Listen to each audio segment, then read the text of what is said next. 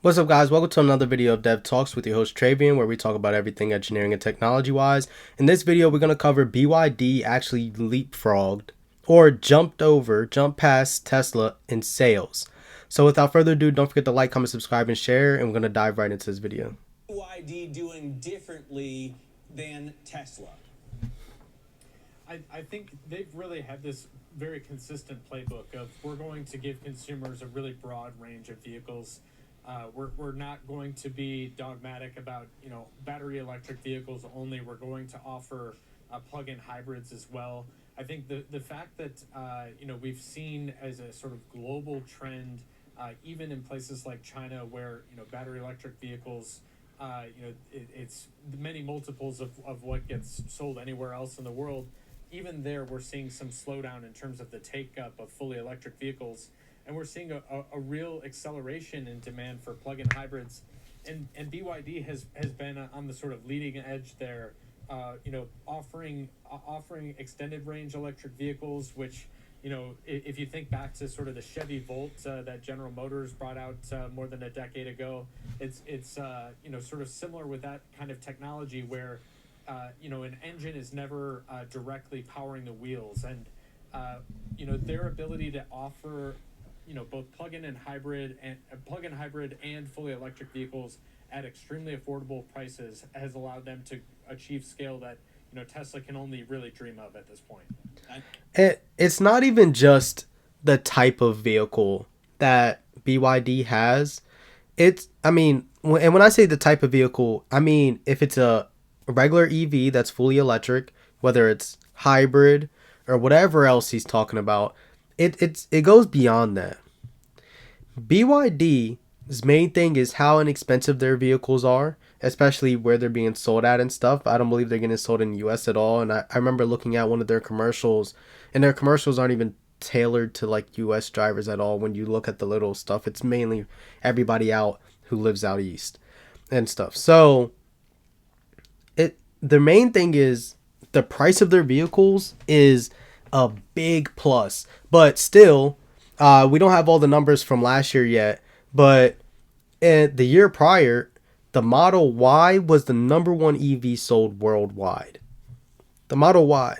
Now we're getting a lot of these different EV cars coming out, and all these different car brands are coming out with their own EVs and stuff. It's giving people a lot more choices where they didn't have as many prior, and people are trusting these other vehicles. Now the brands that they love are coming out with an EV, and they want to buy these EVs. They don't have to go only to Tesla, and then Rivian makes their trucks and things like that. What the one thing that you want to know about BYD does is the other types of vehicles, their trucks, all the different cars that they have.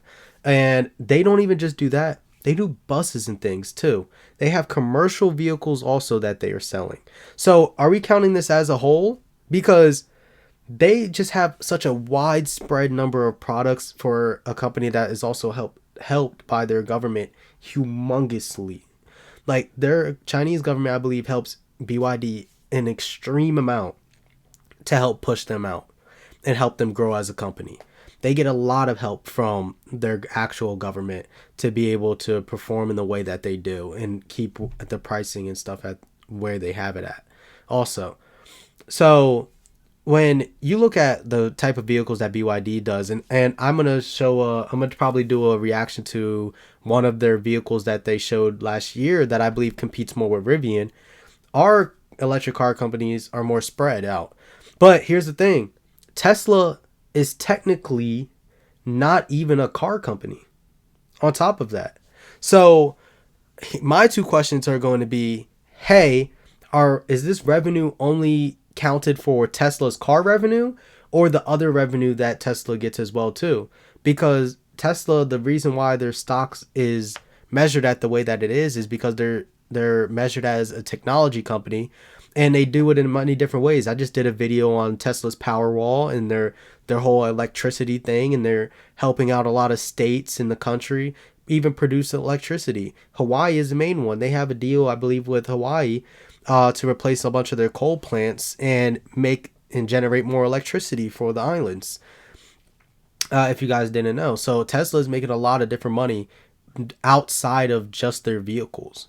itself. They have their charging stations. How many cars and car brands have adopted their charging to match Tesla's charging stations, since they have this monopoly in the US of charging your EVs on the go at any Wawa for the most part. So then when you look at all these different things, Tesla is more than just a car company, but they do come short for a lot of their vehicles and the styles that they look like. I'm a big person. I always say I don't like a lot of the styles of Tesla's vehicles and things that come out. I believe I've driven a Tesla before. I think it's actually a really safe vehicle to drive though, when I did drive it. But BYD just has leverage of like all the different types of vehicles that they have that are still EV, that do different stuff. Like as I said, they have like buses and other commercial vehicles that they give out there as well too. But let's figure out and hear more about what he has to say. I know Jim Farley, for one, is pumped about those e-revs. So having an engine on board that simply powers the battery and doesn't power the wheels. We'll start seeing those come out of Detroit soon, I think, as Dodge is going to put out a truck, an e-rev truck. Craig, what about the money being raised in China? I noticed that BYD has raised more than I just said that. It's crazy that I didn't watch that and I just said that. $5 billion in a secondary offering. I see that Xiaomi is looking to raise more than $5 billion in a secondary offering. I mean, coming from a New York perspective where IPOs are not on hold, but fairly slow, Hong Kong looks like it's absolutely on fire. This just helps the Communist Party to power ahead on EVs in a way that it's not possible for us to do here in America. I think that's absolutely the right read. I mean, we did see, a few years back, Tesla raise at an incredible rate. When they were really sort of getting their momentum with the Model 3 and the Model Y. I think Tesla went from being this company that was really struggling to sort of stand on its own two legs, and they really sort of achieved escape velocity, and in the process of doing so, tapped Wall Street for an awful lot of money. We also did see, a real sort of active, environment for, when you think back to the likes of Lucid through the SPAC market, or Rivian through an IPO. So I do think that we've seen, we did sort of go through this spurt of activity in the U.S. But to your point, we're seeing this with Xiaomi, we're seeing this with BYD. I think I would add to that even CATL as well, looking to do a second offering in Asia. So we're seeing a real acceleration of these major players in that space, raising an awful lot of money, even by terms of big automotive companies that are very cash hungry. So that's basically what's going on with BYD and how that they're able to pass Tesla now. And this is basically going based off of last year, for example. So we're looking at this on last year's whole revenue as a whole when it comes to Tesla and BYD. And that means that's important because this is coming out in March, early March, the first quarter still happened. And there's a lot going on with Tesla, especially in the US right now, that is probably going to impact their profits in some sense. And due to that, BYD probably is going to get even more of a leverage because they're getting helped out by their actual government and the people out there, and actually other countries. It's getting pushed out into a bunch of other countries and things like that in that regard. But Tesla's kind of under fire right now, in ways to put it, literally.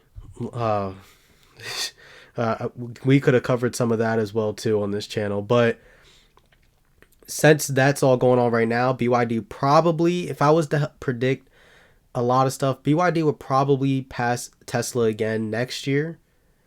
And then maybe after that, after a whole year has passed in 2026, maybe Tesla reclaims the actual revenue thing. But I think BYD will continue that. And the reason why I say that is because of a few things. And I'm going to be covering a lot of these different things on the channel as well too, in the future as they come out. Is the number of EVs coming out, especially in America, is insane. And I've been seeing a bunch of new ones get promoted. And people who already love the brands that they're with, who are going to switch over to these EVs if they want to, they're going to look at the car brands that they typically are more loyal to. already, especially if they come out with these EVs on their own. And it's going to be hard to get them to switch. Like some people can like switch through cars very easily. Some people are really loyal to the car brands that they buy and they think are more reliable for them, or they like the styles of them. So I believe GMC has an EV coming out. I'm going to be making a video on that really soon, and more stuff coming on from the future. But let me know what you guys think down in the comments down below. Don't forget to like, comment, subscribe, and share. I really appreciate you guys. And I can't wait to read what you guys put in the comments and things and have discussions with you guys in the comments. Beyond that, if you want to send me any recommendations on anything to react to, send me an email at devtalkspod@gmail.com, and I'm going to go take a look at it, try to review the information. I'm reviewing something right now that somebody sent, and I'm going to be trying to cover that when I have more understanding around it. And basically, if you want to see more videos like this, one should be popping up right about now, and also a whole playlist linked in the description also too. Without further ado, peace. See y'all next time.